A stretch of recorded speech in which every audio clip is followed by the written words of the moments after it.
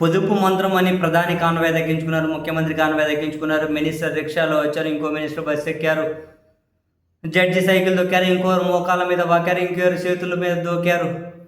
ఈ వార్తలు చూస్తూ ఉంటే ఇలా పెర్ఫార్మెన్స్ ఇస్తున్న వాళ్ళ మీద కంటే కూడా అటువంటి పెర్ఫార్మెన్స్ను చూసి ముచ్చటపడి మద్దతు ఇస్తున్నారు చూడండి, వీళ్ళే అత్యంత ప్రమాదకారులు ఈ దేశానికి. ఫస్ట్ పాయింట్, ఎందుకంటే ఒక ప్రభుత్వ వైఫల్యాలను ప్రశ్నించకుండా వాళ్ళేదో ఎమోషనల్గా ప్రజలను డైవర్ట్ చేసేసుకుంటూ నాటకాలు ఆడుతూ ఉంటే, పెర్ఫార్మెన్స్ ప్రదర్శిస్తూ ఉంటే దాన్ని వావు అని అరే ఇటువంటి పరిస్థితి ఎందుకు వచ్చింది, దేశ నాయకత్వానికి ఆల్టర్నేట్ ప్లాన్స్ లేకుండా ఎందుకు పోయాయి, అసలు కొన్ని సంవత్సరాల నుంచి, ఈ రోజు కాదు కదా, కొన్ని సంవత్సరాల నుంచి ఆర్థిక వ్యవస్థ ఎందుకు ఇబ్బందుల్లో ఉంది, ఎందుకు రూపాయి తగ్గిపోతుంది, ఎందుకు అసలు క్రూడ్ ఆయిల్ ధరలు మామూలుగా ఉన్నప్పుడు కానీ పెట్రోల్ ధర 90 రూపాయలు పైగా ఉంది, ఏ ప్రశ్న కానీ సమాజం అడగకుండా ఇప్పుడు మళ్ళీ వీళ్ళు ఇంకా డ్రామాలు. అయితే ఇక్కడ మన రాష్ట్ర ముఖ్యమంత్రి చంద్రబాబు నాయుడు గారి నుంచి ప్రధాని నరేంద్ర మోదీ గారి వరకు అందరూ ఒకే ప్రశ్న అడగాలి, కాన్వాయ్ని సగం తగ్గించుకొని త్యాగం చేస్తున్నది మీరా, పొదుపు పేరుతో డ్రామాలు ఆడుతున్నది, లేకుంటే ప్రతిరోజు సామాన్య ప్రజలు త్యాగం చేస్తూనే ఉన్నారా?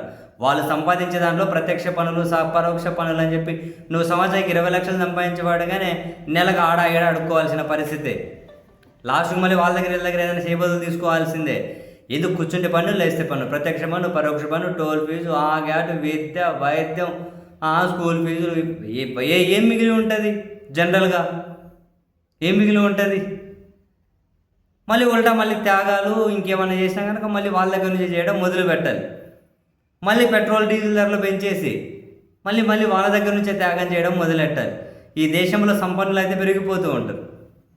మీరు వీళ్ళని అడగాల్సింది ఒకటే ప్రశ్న, మీరు నిజంగా ప్రజల కోసం త్యాగం చేయాలనుకుంటే దేశంలో 788 మంది ఎంపీలు ఉన్నారు, 4200 మంది ఎమ్మెల్యేలు ఉన్నారు. వీళ్ళకు జీతభత్యాల రూపంలోనే నాకు తెలిసి కనీసం సంవత్సరానికి జీతభత్యాలు, పింఛన్లు, ప్రత్యేక ఫెసిలిటీస్, వీళ్ళ ఖర్చు నాకు తెలిసి సంవత్సరానికి 3000 కోట్ల పైన ఉంటుందేమో. ఇవి డబ్బు లేని వాళ్ళు ఏం లేరు కదా, మొత్తం వదిలేసుకోండి, జీతాలు పింఛన్లు అన్నీ ఓ 2 ఏళ్ళు వదిలేసుకోండి దేశం గాడిన పడేంతవరకు. ఏ త్యాగాలు మీరు చేయండి, ఎప్పుడు జనం ఎందుకు చేయాలి, త్యాగాలు మీరు చేయండి, అడగండి జనం వాళ్ళను.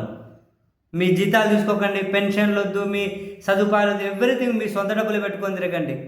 కార్లు మీవి, డీజిల్ మీది, ఇల్లు మీవి, ప్రభుత్వం నుంచి ఏమీ తీసుకోకండి. 1000 కోట్లు మిగులుతుంది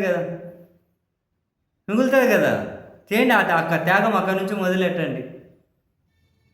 మీరు మాత్రం డ్రామాలు ఆడతారు, త్యాగాలు మాత్రం జనమే చేయాలి, ఎప్పుడు వాళ్ళే చేయాలి. కొన్ని వాళ్ళ బతుకులు మార్చేకి ఏమీ ఉండదు. మళ్ళీ వాళ్ళని మోసం చేసి, వాళ్ళని డైవర్ట్ చేసి, వాళ్ళ మధ్య విద్వేషాలు నింపి అధికారంలోకి వచ్చి అనుభవించడానికి మాత్రం వీళ్ళకి చేరు కావాలి. ప్రభుత్వ వైఫల్యం కళ్ళ ముందు కనిపిస్తూ ఉంటే మళ్ళీ డ్రామాలు ఒకటి.